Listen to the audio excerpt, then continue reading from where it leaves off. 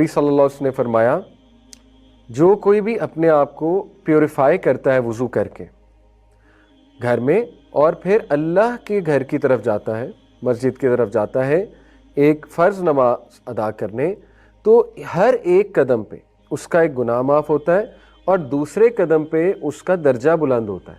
درجہ کہاں بلند ہوتا ہے؟ جنت میں۔ دیکھیں اللہ نے فیکٹری لگائی ہے گناہ معاف کرنے کی، وضو کیے گناہ معاف، مسجد کی طرف جا رہے ہیں گناہ معاف ہو رہے ہیں، نماز پڑھ رہے ہیں گناہ معاف ہو رہے ہیں، نماز کے بعد بیٹھ کے ذکر کر رہے ہیں گناہ معاف ہو رہے ہیں۔ اور کیا چاہیے؟ اللہ کتنا رحمان و رحیم ہے، مطلب ہر چیز پر گناہ معاف ہو رہے ہیں، ٹھیک ہے؟ تو یہ بھی ہمارے لیے بہت زیادہ موٹیویشنل حدیث ہے اور بہت خوبصورت حدیث ہے کہ جتنا پیدل چل کے جائیں گے اتنا ثواب ہے۔ سبحان اللہ، بڑی اچھی بات ہے، تو واک بھی ہو جائے گی اور ثواب مل رہا ہے، ایک ایک قدم پہ ثواب مل رہا ہے، گناہ معاف ہو رہا ہے اور اللہ تعالیٰ ایلیویٹ کر رہا ہے آپ کے رینک کو۔ اب دیکھیں کئی لوگ ہیں جن کی زندگی میں کوئی ڈیفیکلٹی آتی ہے، مسئلہ چل رہا ہوتا ہے، سمپل فارمولہ ہے، ان کو چاہیے کہ وہ اعمال کرنا شروع کر دیں جو اللہ کو پسند ہے، اللہ کے فیوریٹ بن جائیں، انشاءاللہ مسائل کو اللہ سنبھال لے گا، سمپل فارمولہ ہے۔ تو یہ ہیں وہ اعمال جو اللہ کے فیوریٹ ہیں، مسجد میں واک کر کے جانا، بیٹھنا مسجد میں جا کر، ذکر کرنا نماز کے بعد، یہ تو اللہ کے فیوریٹ اعمال ہیں، تو ان کو آپ اپنا لیں انشاءاللہ۔ صدقہ خیرات کریں، چیریٹی کریں، علم کے ساتھ جڑ جائیں، کلاسز میں آنا شروع کریں، یہ سارے اعمال اللہ کے فیوریٹ اعمال ہیں، انشاءاللہ اللہ تعالیٰ آسانی پیدا کرے گا آپ کی لائف میں۔ اوکے، یہ صحیح حدیث ہے ترمذی کی اور ابو داؤد کی، میں نے آپ کو سنائی۔ نبی صلی اللہ علیہ وسلم نے فرمایا کنوے گلیڈ ٹائڈنگز، بشارت دے دو کن کو؟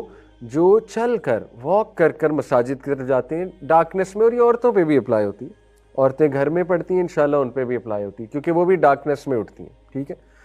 For they will be given full light on the day of resurrection, full light دی جائے گی انہیں قیامت والے دن، اس فیز میں جب لائٹ کی بہت اشد ضرورت ہوگی۔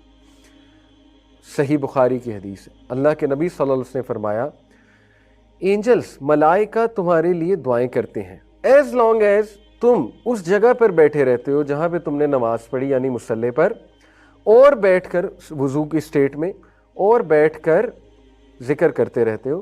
فرشتے کا کہتے ہیں اے اللہ اسے معاف کر دے، اے اللہ اسے معاف کر دے، اے اللہ اسے معاف کر دے۔ دا quickest way to get فارگیون from اللہ از دس۔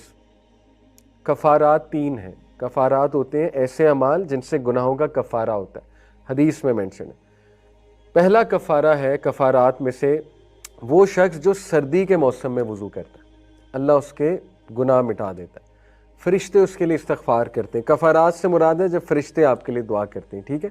وہ شخص جو سردی میں ڈیفیکلٹی میں وضو کرتا ہے، چاہے گرم پانی سے کرے لیکن ڈیفیکلٹی تو ہے نا، ٹھنڈے سے تو اور ڈیفیکلٹ ہے، لیکن یہ نہیں کہ بیمار ہو جائے۔ اب یہ نہیں کہ جان بوجھ کے بندہ ٹھنڈے سے وضو کرنا شروع کر دے کہ میرے کفارات ہوں گے، ایسا نہ ہو آپ بیمار ہو جائیں، اسلام جو ہے وہ اس کا بھی قائل نہیں ہے۔ بہرحال سردی میں وضو کرے، ان شارٹ یہ ہے، تو فرشتے اس کے لیے کفارات کی دعائیں کرتے ہیں کہ اللہ اس کے گناہ معاف کر دے۔ ایک یہ ہے کہ جو وہاں پر بیٹھ کر کرتا ہے، تیسرا بھی میرے ذہن سے نکل گیا، بہرحال ہم سے ریلیونٹ یہ 2 ہیں، ٹھیک ہے؟ جو مصلی پر بیٹھ کر استغفار کرتا ہے۔ اب دیکھیں اس کو آپ اپنی لائف میں لے کر آئیں، پتہ نہیں کیا جلدی ہوتی ہے، اکثر میں بھی کرتا ہوں ایسے، اللہ معاف کرے، ہم اٹھ جاتے ہیں اور اٹھ کر پیچھے دیکھنے لگ جاتے ہیں، سلام پھیرتے ہی دوسروں کی نماز بھی خراب کرتے ہیں، جو بیچارے پیچھے لیٹ آئے ہیں پڑھ رہے ہیں ان کو ٹاپ کے گزرتے ہیں، ٹھیک ہے نا؟ تو پتہ نہیں ہمیں کیا جلدی ہوتی ہے۔ میرا نہیں خیال کوئی اتنا ضروری کام ہوتا ہے کہ وہاں سے فوراً اٹھ جایا جائے، تو بیٹھ کر تھوڑا سا ذکر کر لینا چاہیے تاکہ فرشتے انشاءاللہ ہمارے لیے دعا کریں، اور ذرا ٹائم گزارنا چاہیے وہاں پر بیٹھ کر، ٹھیک ہے؟ تبھی فائدہ ہے، تبھی وہ روحانی فائدہ نماز کا انشاءاللہ آپ کو تبھی ہوگا۔